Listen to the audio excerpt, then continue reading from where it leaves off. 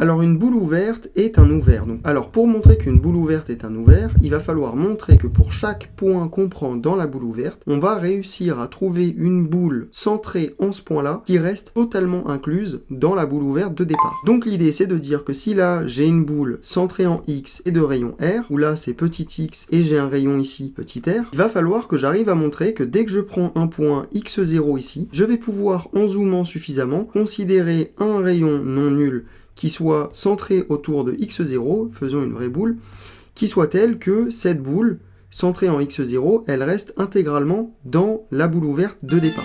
On va appeler ce rayon, disons, R0. Donc je vais commencer par définir BXR, une boule ouverte, centrée en X de rayon R. Je vais ensuite prendre un point x0 quelconque dans ma boule ouverte, centrée en X de rayon R. Alors par définition d'une boule ouverte, la distance entre X et x0 est strictement plus petite que R. Ce que ça signifie sur le schéma, ça veut dire que la distance du segment que je viens de dessiner en vert est évidemment plus petite que R, puisque R est le rayon de la boule ouverte totale et que x0 est à l'intérieur de cette boule ouverte. Il faut donc maintenant que j'arrive à trouver un rayon non nul qui soit tel qu'une boule ouverte centrée en x0 d'un certain rayon R0 reste complètement incluse à l'intérieur de la boule centrée en X de rayon R. Et bien en fait, si je décide de zoomer sur le schéma, on se rend compte de quoi sur le schéma? On se rend compte qu'il me reste encore toute cette partie-là inexploitée pour pouvoir définir un rayon qui soit tel que la boule centrée en x0 de ce rayon-là reste dans la boule initiale. En fait, là, je me rends compte de quoi? Que si je note R0, la moitié de la longueur du segment noir que j'ai écrit là, je vais réussir à construire une boule centrée en x0 de ce rayon-là qui va rester dans ma boule ouverte initiale. Donc la moitié de la longueur du trait noir que j'ai effectué ici, c'est égal à quoi? C'est égal à R0 moins la distance entre X et X0 sur 2. Et maintenant, vérifions que le R0 que j'ai défini convient. Donc je pose R0 qui est égal à R moins la distance entre X et X0 sur 2. Évidemment, R0 est strictement positif puisque R est strictement plus grand que la distance entre X et X0. Et maintenant, ce que j'affirme avec le schéma, c'est que la boule centrée en X0 de rayon R0 est incluse dans la boule initiale, ce qu'on va vérifier. Alors comment est-ce qu'on vérifie ça? Et pour vérifier cette inclusion, il suffit de prendre un point quelconque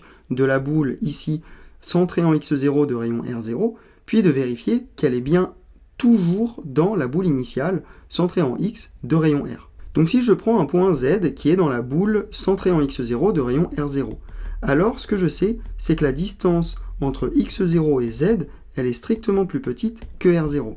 Donc la distance entre X et Z, je sais par inégalité triangulaire qu'elle est majorée par la distance entre X et x0 plus la distance entre x0 et Z. Si vous vous rappelez bien de la précédente vidéo de topologie, on a expliqué visuellement ce qui se passe pour l'inégalité triangulaire.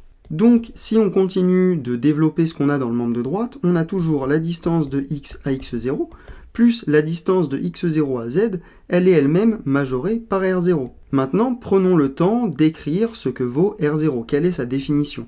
Donc on a toujours une première composante qui est la distance de x à x0, plus R0 qui est égal à R moins la distance de x à x0, le tout divisé par 2. Et qu'est-ce que je trouve ici? Je trouve que la somme de ces deux éléments est plus petite que R sur 2 plus la distance de x à x0 sur 2.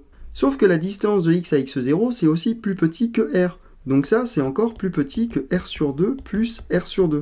Et donc je trouve finalement que c'est plus petit que R.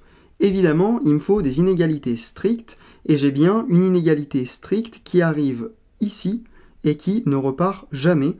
Pourquoi est-ce que j'ai une inégalité stricte ici? Parce que je sais que la distance de x0 à z, elle est strictement plus petite que R0. Ensuite, ici, pour la distance de x à x0, je sais que je gagne encore un strict supplémentaire, qui est inutile certes, mais je le mentionne. Donc voilà, on a bien montré finalement que la distance de x à z, elle était strictement plus petite que R. Et donc que z appartient bien à la boule centrée en x de rayon R.